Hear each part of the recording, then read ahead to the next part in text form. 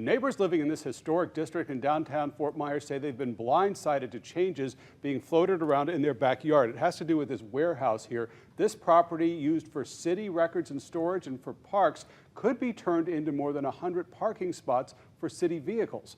Wink News reporter Jillian Haggerty live in the Dean Park Historic District tonight. Jillian, would it be just a parking lot?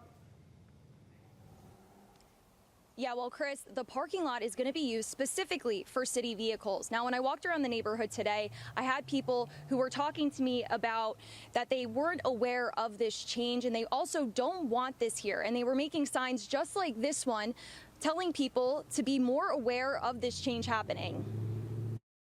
Dean Park Historic District in Fort Myers is not sure what the future holds when it comes to this warehouse property. Basically, that 1.8 acre, what was designated to be a park, is going to be all parking. There's no way to really landscape it in.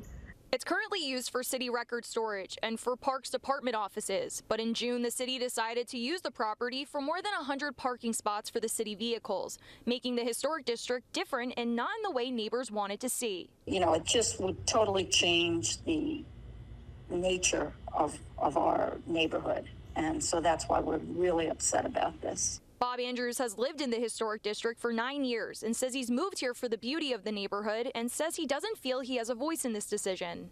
Involved in the process. They say they value Dean Park, and the communities and the neighborhoods are very important to Fort Myers, and now they're going to do this to us. We just don't think it's the right thing to do. We're going to fight back in any way we can. Andrew's wife even made a mural of Dean Park because of how much it means to them. It just shows that the interest in people have in the character of the neighborhood, rather than changing everything to whatever their whims are. They're trying to maintain the character of the neighborhood. That's what we all value. That's what it's not just us, it's everybody.